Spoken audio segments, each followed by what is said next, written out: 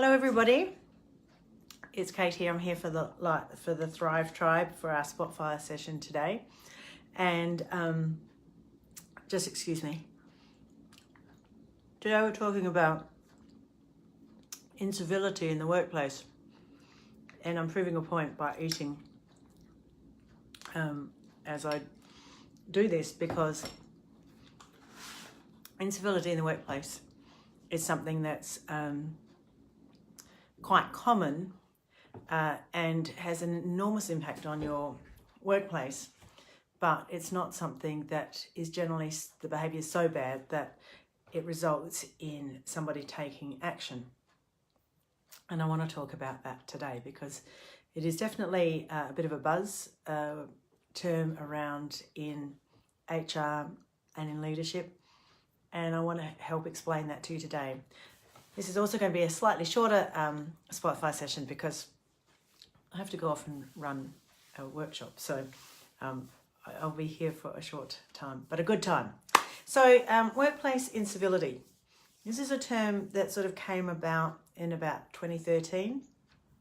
And what it does is it refers to that behaviour in the workplace which is considered to be rude and disrespectful, but it's not so bad as to be deemed bullying behaviour. So, but the problem with it is that it has quite significant impact on the workplace. Sorry, this eating while I'm talking has been a problem for me.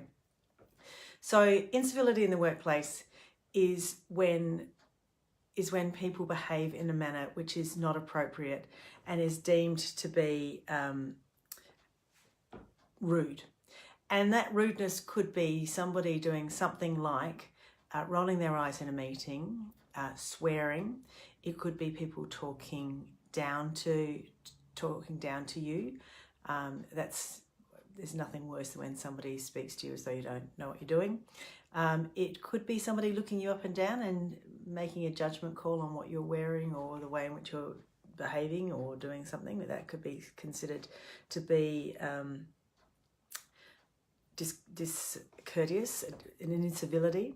It's when we leave people out. It's when we have social isolation. So it could be that a clique forms and somebody is isolated from the group, and that can happen in a number of different ways. So it can sometimes be the popular kids leave somebody else out. It could be that there is a group of people that speak a certain language, and when they speak to each other, they always speak in that language that no one else can understand.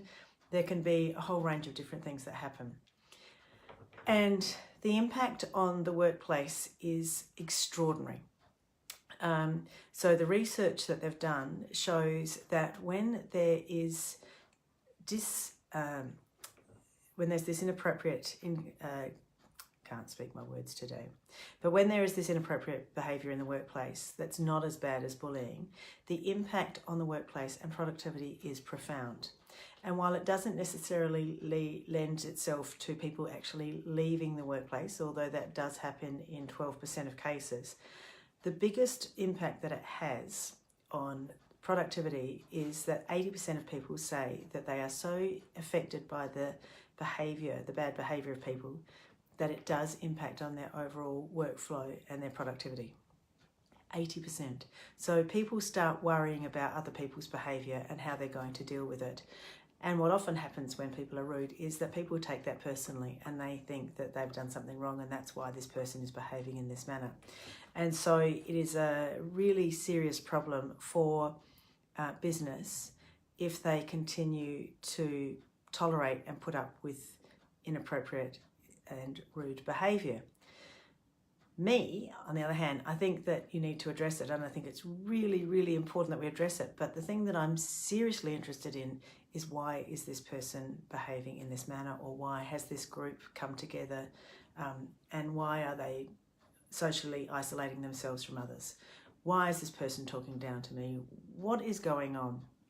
Because the thing is about this information is that when somebody is rude, and we take it personally, what we often do is we put up a wall and we actually prevent further conversation. And so we don't necessarily explore what's going on. we tend to just make a judgment in that moment that somebody has behaved in a certain way. And we're not necessarily looking at ways in which we can deal with that behaviour. So what we need to start thinking about is what is triggering the behaviour when we call it out. So let's have an example. So we're in a boardroom, we're having a meeting, and you notice somebody sighs. They started sighing while you're having the meeting, and you're running this meeting, you're in charge, you're running the meeting, and you look around the room and people are looking down, they're maybe on their phones, somebody's sighing, somebody's sending a text message, they're not engaged. Now, immediately you're thinking, hell's bells, here we are, we're having this meeting, I'm here for a purpose. Can you please concentrate because this is really important? But they're giving you feedback that the way in which that information is being presented isn't going down all that well. Or it may be that the information that you're providing is not something that they feel comfortable with, or they've heard it before, or whatever.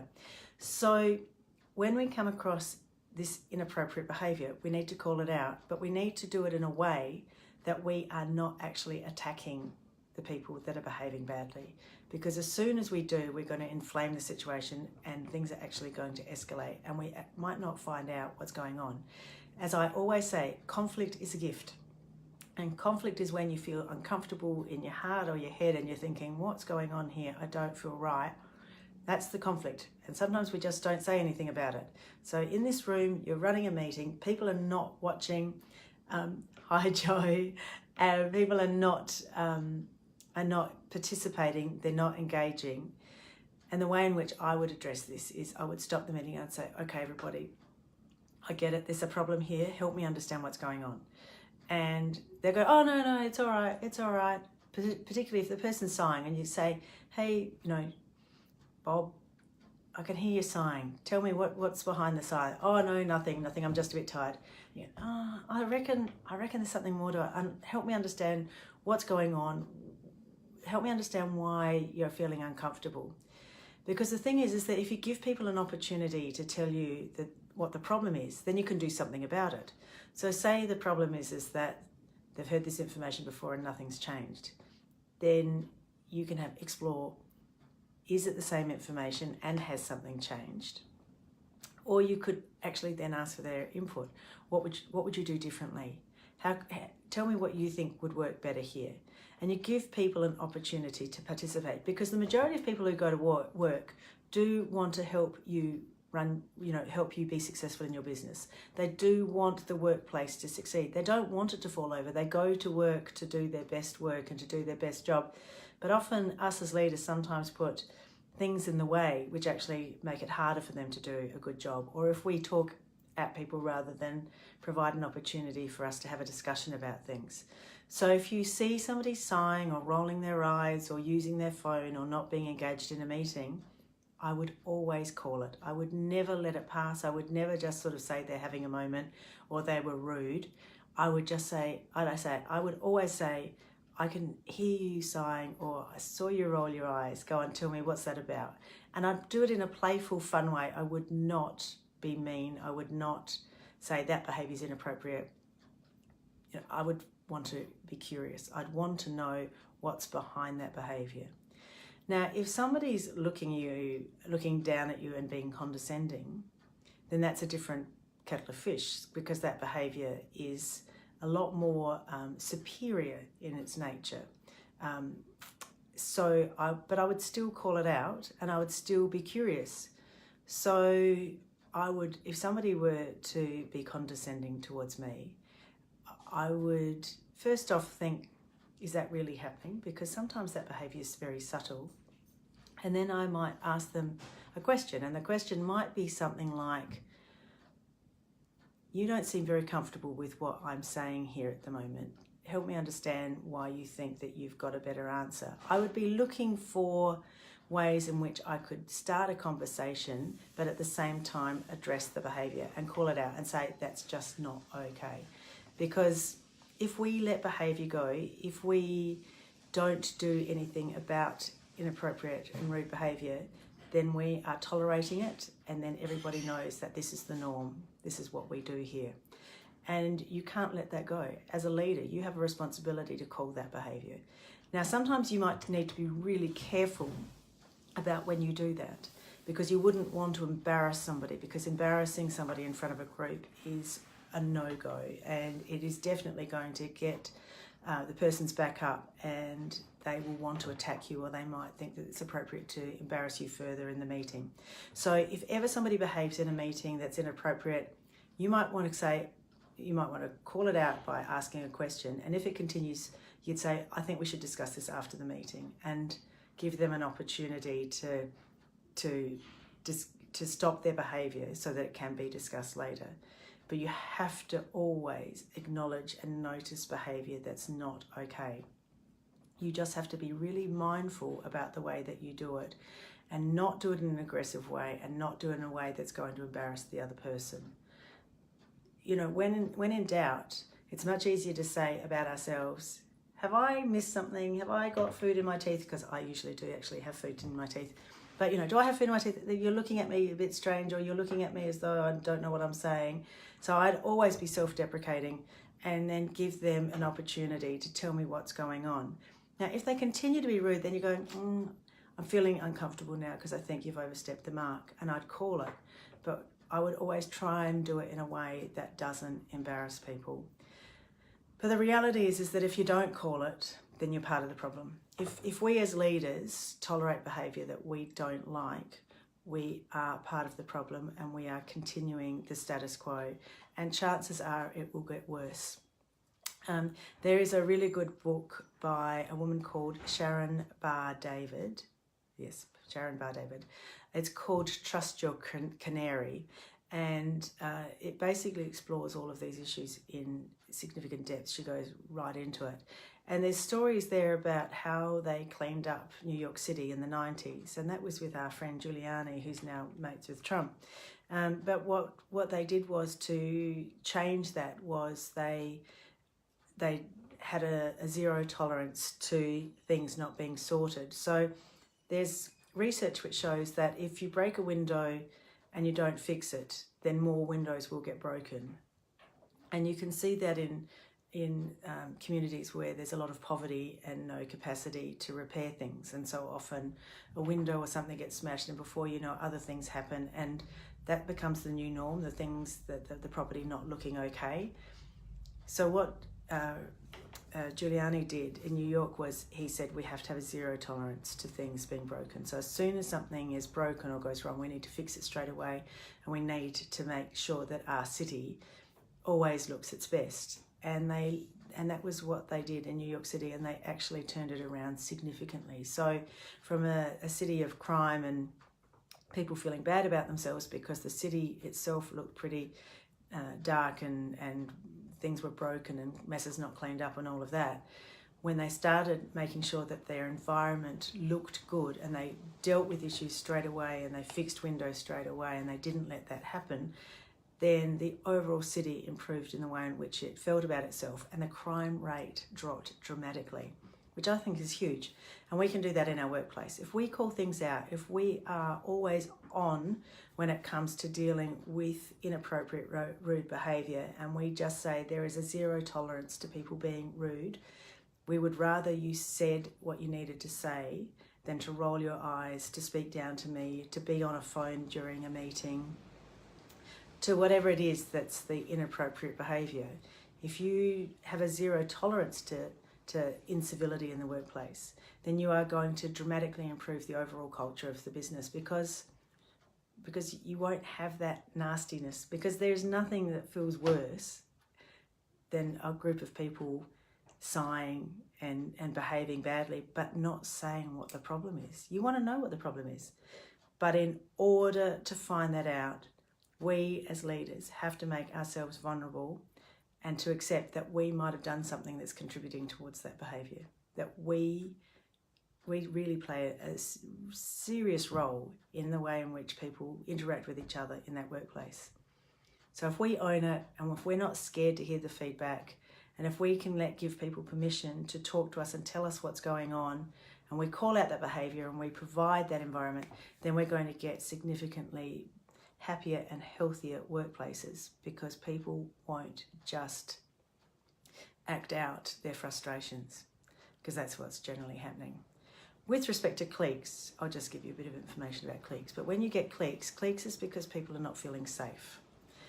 Hello, somebody's just put something in, I can't read it. What about when the broken windows have built up significantly and the leader doesn't appear to own it? Well, that's always difficult because it is a leadership issue. So if the broken windows are all there and the leader's not prepared to own that and do something about it, then it's a very difficult situation, because ultimately somebody within the group or the group itself might need to go to the leader and say, we're feeling uncomfortable and this is the reason we're feeling uncomfortable, and we'd like you to be able to address it. Many leaders are there because they've just risen through the ranks. It doesn't mean that they've got great leadership skills, but I think that if you as a team or a number of you go together and put to the leader that there's a problem, then you might get their ear and they might be able to hear you. The thing is not to attack the leader. It's not to give the leader a hard time. When in doubt, always say, I appreciate that this is a very difficult gig and all of, you've got a lot of work and a lot of responsibility, but we've noticed this and we're just wondering whether or not there's an approach that you might be able to take to help us resolve this issue. Just always look for ways to be curious with the other person rather than blaming. Blaming will never get you anywhere. You can pretty much guarantee as soon as you've blamed somebody, the wall is straight up and pushback will commence immediately. Blame doesn't work. Being curious, caring about the other person, what's going on for you, this isn't working, can we help? Is there something that we can do? We've noticed this, what can we do? So I'd always put it back to people. I'd always put it back to the leader, but sometimes if one person calls that out, then they might find themselves in a risky situation, and that's always the problem, that if you become the fall guy for everybody else, then that's really stressful as well. So I would suggest that if there's a group of people who are concerned, that group of people organise a meeting with the leader and sit down and have a conversation and start from the position of, we know you're busy, can you help us? Give them an opportunity to show off, to be the hero. You don't have to fix it, you just need them to take some responsibility and to do it in a gentle, soft, caring manner, and then then you're more likely to get a better response. So that's a great question, thank you, Leanne. With respect to cliques, that's when you've got small groups that rise up and basically are socially isolating other people. Often what happens with cliques is, and I've seen it in so many workplaces, that's more likely to happen when people don't feel psychologically safe. So if you can't speak to that leader, in that previous example, if that doesn't happen, then the rest of the group's going to get stronger against the leader, because the leader becomes sort of like the enemy. And you can't tell the leader anything because nothing will happen. So the group looks after itself by becoming very tight-knit and not letting anybody in. They just look after themselves. And you see that in motorbike gangs and all of that. It's about those people feel like they are being treated very badly by the rest of society. So they come together to look after each other, to protect each other from the big bad world. And that happens in workplaces all of the time. So where you see cliques, you can be pretty sure that there is an issue with being able to communicate confidently with management, that people are feeling scared and they are protecting themselves. And often I've seen it in organisations where there are 2 or 3 managers who are all fighting because they're trying to get the dollar, or they're trying to get the attention of the CEO or whatever. And because the CEO is not listening to them, they then protect themselves and they become silos. So you might get a business group here and the marketing group over here and sales, and they're all protecting themselves and they fight each other. They sort of, nobody tells anybody anything, and it's terrible for the organisation, because it means that there's a very poor communication flow, because the cliques don't talk to each other and nobody's talking to the CEO. So it's quite disastrous, and it's not a good way of running a company by any stretch of the imagination. So look, that's incivility in the workplace. It is a really big issue, I mean, we talk about bullying a lot, but I think incivility is actually a much more permanent problem in workplaces, that we tolerate stuff because it's just rude. It's not enough to be deemed as bullying. I'm happy to talk to you about bullying again on another day, but because I think bullying's an issue all in itself. But I do think that as leaders, the number one thing we need to be aware of is that if we see something that we're not happy with, we should call it. We call it in a self-deprecating way. We find out what's going on. We ask questions. We're curious. We're not punishing. We're not blaming. Help me, what's going on? Because the bottom line is that we need to learn as leaders is how can we do this better? And we shouldn't ever dismiss the amazing wisdom and potential of the people in our teams. And if they're prepared to give us feedback, if they're prepared to take the risk of actually rolling their eyes in a meeting or sighing, which they know is going to be seen, then give them the benefit of actually having a voice and saying what they need to say, rather than saying that behaviour is inappropriate and kicking them out of the meeting, or embarrassing them in front of everybody and saying, your behaviour is out of line and we won't tolerate that here. Because that's what we often get. To change the tone, change the way in which you have conversations with people, and listen to them. Provide them with an opportunity to speak to you. And if you can't do that in the meeting, then do it immediately after the meeting. Catch them on the way out and just ask them to tell you what they're thinking, because chances are it's gold. It might be really the most valuable information you get out of that entire meeting is why people are not happy in that meeting. I can't stress that enough. All right, well, look, for everybody, I hope that you have a great day. Next week, I am going to do, I'm going to workshop a question that somebody gave me last week that goes into a bit more detail. And again, it is about working with a leader who doesn't own the problems, and we'll explore that in a lot more detail. I'm now going to go and run a workshop, and I'm very grateful that the weather's a little bit cooler today. All right, have a good one, everybody. Cheers.